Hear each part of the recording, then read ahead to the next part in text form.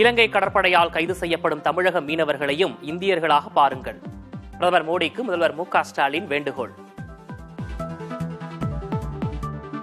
தமிழக மீனவர் பிரச்சனைக்கு தீர்வு கண்டு வரோம்னு சொன்னாரே தவிர ஆனா இதுவரை எதுவும் நடந்ததாக இல்லை. அதுக்கு முதல்ல தமிழ்நாட்டு மீனவர்களை இந்திய மீனவர்களாக ஒன்றிய அரசு பார்க்கணும்.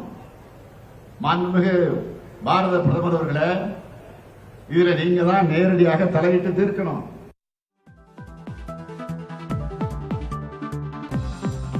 நீட் ரத்து ரகசியத்தை டாடி சன் உடனடியாக சொல்ல வேண்டும்.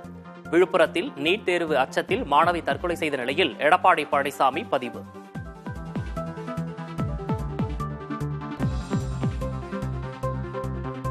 நடிகை அளித்த புகாரில் சீமானுக்கு எதிரான வழக்கின் விசாரணைக்கு இடைக்கால தடை விதித்தது உச்சநீதிமன்றம். இருதரப்பும் சமரச உடன்பாடு காண நீதிபதிகள் அறிவுறுத்தல்.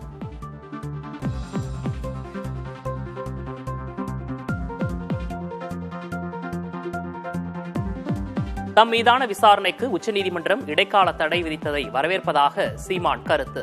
தனக்கு ஏற்பட்ட நிலை நாட்டில் யாருக்கும் வரக்கூடாது என்றும் பேட்டி.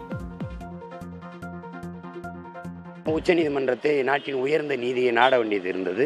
இப்போ இந்த தடையை நான் வரவேற்கிறேன். திருப்பி இந்த வழக்கை முற்றுமுழுதாக அழிக்கத்தான் நாங்கள் முயற்சி பண்ணுவோம். எனக்கு எப்பவுமே சங்கடம். விசாரிச்சாலுமே நான் எதிர்கொள்ள தயாராக இருக்கேன். ஆனால் இது எதுவுமே இல்லாமல் நடக்குது. எனக்கு ஏற்பட்ட நிலைமை இந்திய நிலத்தில் இனி எந்த மகனுக்கும் வரக்கூடாது. தவேக சார்பில் வரும் 7ஆம் தேதி இஃப்தார் நோன்பு திறக்கும் நிகழ்ச்சி நடைபெறும் என அறிவிப்பு. கட்சி தொடங்கிய பிறகு முதன்முறையாக இஃப்தார் நோன்பில் பங்கேற்கிறார் விஜய்.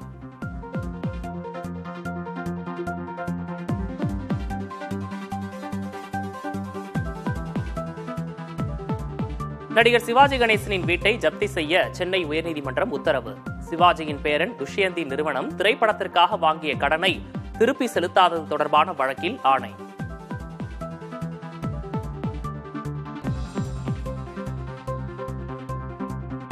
தமிழகத்தில் 12ஆம் வகுப்பு பொதுத் தேர்வுகள் தொடக்கம். 8 லட்சத்திற்கும் அதிகமான மாணவ மாணவிகள் ஆர்வமுடன் தேர்வு எழுதுகின்றனர்.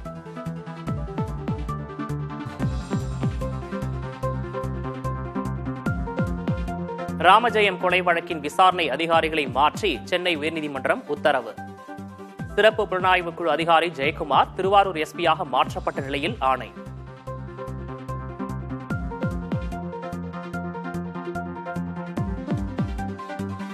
ஆபாச காட்சியில் இடம்பெறுவதால் தொலைக்காட்சி தொடர்களை முறைப்படுத்த கோரி வழக்கு.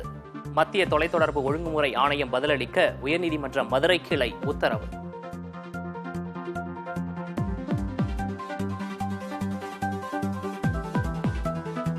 தமிழக அரசு வாங்கிய கடனில் கமிஷன் எவ்வளவு, அல்லது கமிஷன் அடிக்கவே கடன் வாங்குகிறீர்களா? மாநில பாஜக தலைவர் அண்ணாமலை கேள்வி.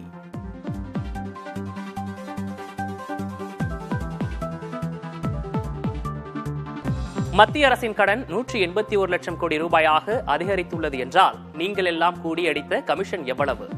பாஜக மாநில தலைவர் அண்ணாமலைக்கு அமைச்சர் தங்கம் தென்னரசு கேள்வி.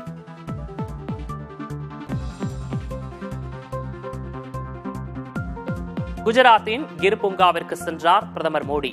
சிங்கங்கள் உள்ளிட்ட விலங்குகளை புகைப்படம் எடுத்து மகிழ்ச்சி.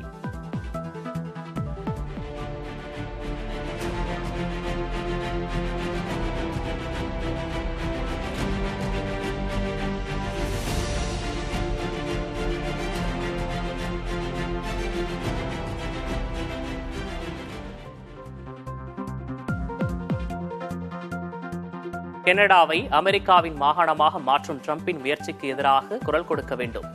இங்கிலாந்து மன்னர் சார்லஸுக்கு கனடா பிரதமர் ஜஸ்டின் ட்ரூடோ வலியுறுத்தல்.